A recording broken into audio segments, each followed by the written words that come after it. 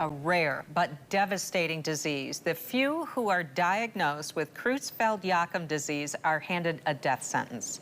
Local doctors are sounding the alarm tonight after 2 clusters of cases have been identified here in West Michigan. News 8's Emily Leonard has this story all new at 6.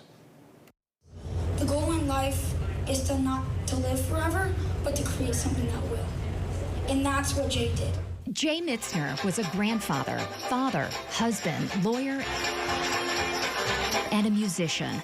His love for music and playing on board the Michigan Princess Riverboat on the Grand River in Lansing is why his celebration of life was held on that very riverboat last June. I'm gonna miss you a lot, Papa Jay. Jay was an extraordinary person. He was the love of my life.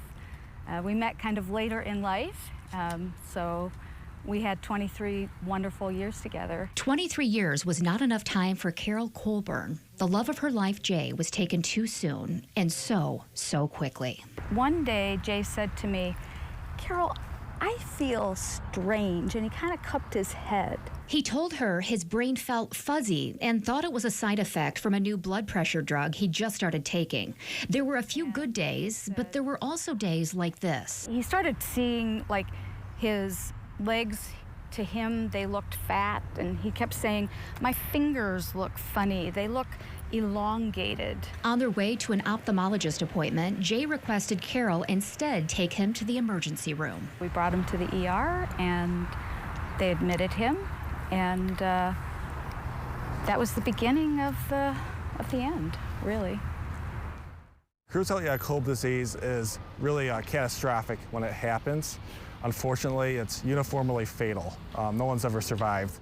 A diagnosis with no chance of survival. Jay was moved from a Lansing hospital closer to his home to Corewell Health Blodgett Hospital in East Grand Rapids. It was a Lansing area doctor who first brought up the possibility of Jay's still undiagnosed condition being Creutzfeldt-Jakob disease. Who said to us, it could be Creutzfeldt-Jakob disease, to which we both said, huh?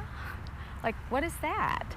And his response was, it's extremely rare, and it's nasty, nasty, nasty, nasty. 4 nasties. On May 14th, when we got the results from the spinal tap that they did, in which they said it's 98% positive for CJD. And at that point, they said, you need hospice. And he lived 8 days beyond that. I first saw this case. Dr. Ling Rong is the neurology division chief at Corewell Health. She saw her first patient with CJD in July of 2021. Within 1 month, we saw the second case.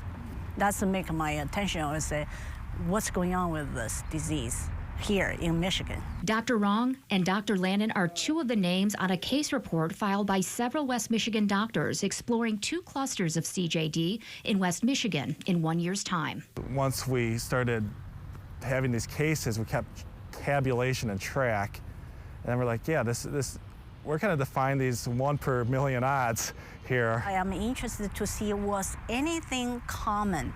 All those 5 cases occurred within, the Grand Rapids 90 miles radius.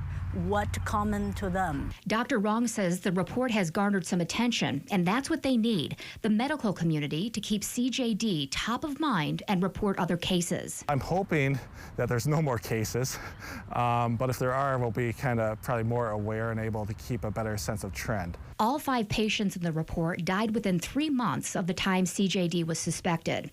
Carol and family members of 3 other West Michigan patients donated their loved ones' brains for research. It was found that all 4 patients had sporadic CJD. Jay was the love of my life, and I thought, I have to do something so that his death won't seem like it's for nothing. Carol has joined forces with the CJD Foundation and says advocating and fighting this disease is now her life's mission.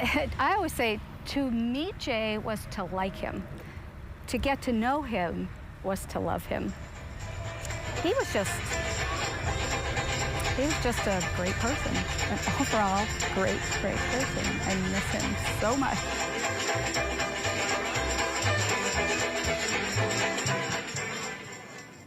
Emily Leonard reporting. You can read the doctor's report on the 2 clusters of CJD in West Michigan inside of our story at woodtv.com.